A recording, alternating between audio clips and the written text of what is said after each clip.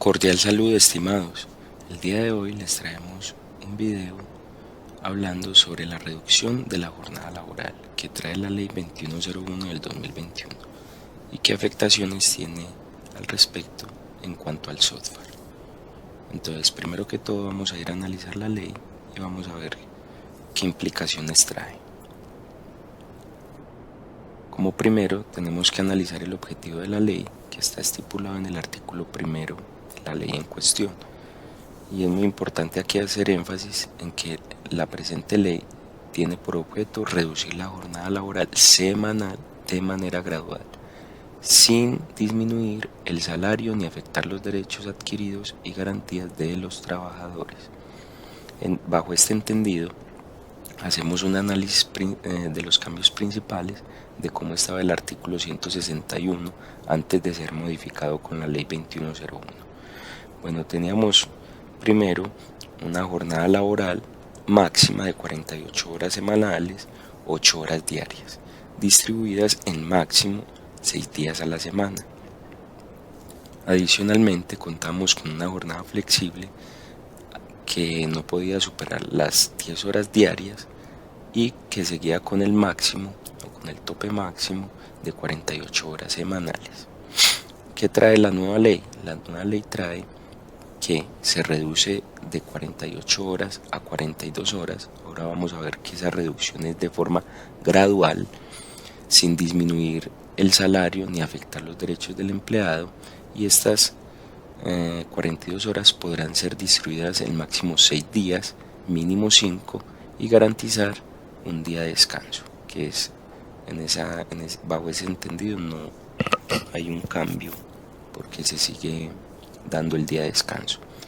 El tema de la jornada flexible también pasa de 10 horas a 9 horas diarias y, como ya habíamos hablado, pasa de 48 horas a 42 horas semanales también en la jornada flexible.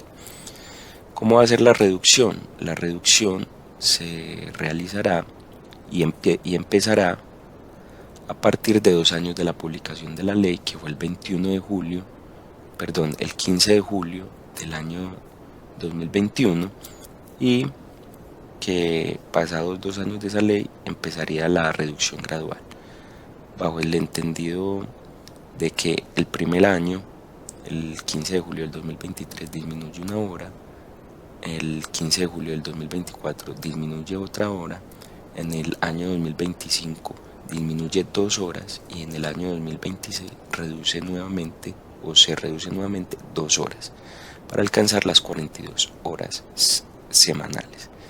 Bajo este entendido tenemos que para el año 2023 vamos a tener una jornada semanal máxima de 47 horas, 2024 46 horas, 2025 44 y 2026 42 horas semanales. ¿Qué implicaciones tiene en cuanto al cálculo de las prestaciones sociales y al cálculo del valor de la hora ordinaria? Esto es muy importante que lo tengamos muy claro, porque bajo estas primicias es que el software hace todo el cálculo de prestaciones sociales y el cálculo de determinar el valor de la hora ordinaria para aplicar los respectivos factores de horas extras. Entonces, volvemos y traemos a coalición el artículo primero de la ley, en donde hace énfasis en que no se van a disminuir ni el salario ni afectar los derechos adquiridos y garantías del trabajador, y en el artículo cuarto de la ley, en el inciso segundo, hace énfasis al factor prestacional, a la parte prestacional. Entiéndase por la parte prestacional todo lo que tiene que ver con primas de servicio, vacaciones, intereses y cesantías, y con respecto al valor de la hora ordinaria. Acá hace mucho énfasis en que eso no va a tener ninguna modificación. Pues no va a tener ninguna reducción. Bajo este entendido se había generado varias discusiones en cuanto a si el valor del cálculo de la hora ordinaria iba a tener alguna afectación, dado que bajo efectos de cálculo de la nómina, las jornadas laborales se entienden las jornadas laborales no, sino los días laborales se entienden por meses de 30 días. Y adicional, se entiende que estos meses tienen unas horas laborales de 240 horas, bajo la premisa de que la jornada máxima de 8 horas diarias por 30 dan las 240 horas. Entonces, bajo esa premisa, como iba a disminuir ese factor o ese valor de horas diarias, y de pronto iba a haber alguna implicación en el cálculo del valor de la hora ordinaria.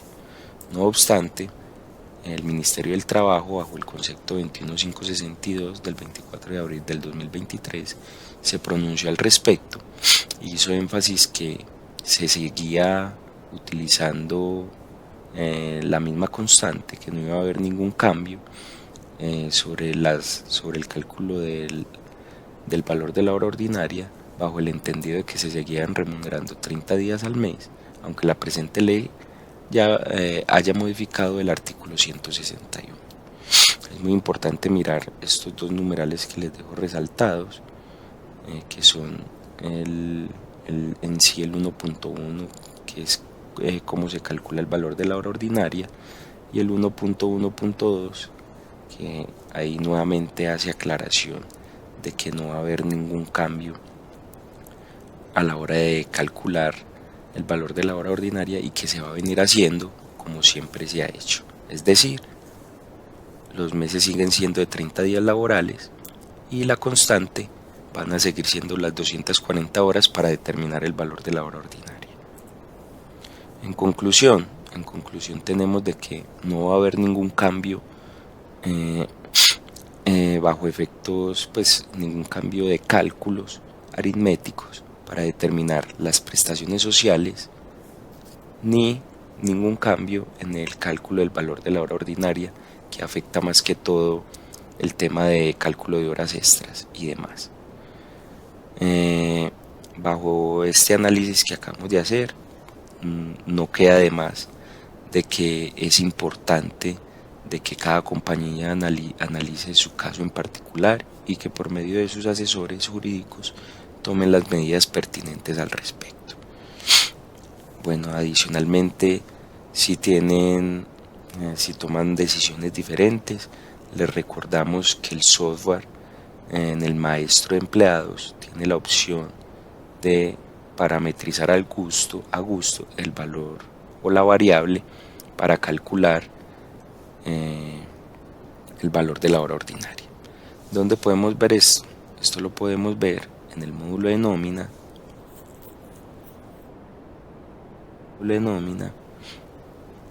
En maestros, empleados, matrícula de empleados, y en el tab de salarial, acá en horas mes, pueden ya poner la constante que consideren y que determinen con sus asesores en cada empleado, para que pueda hacer los respectivos cálculos del valor de la hora ordinaria.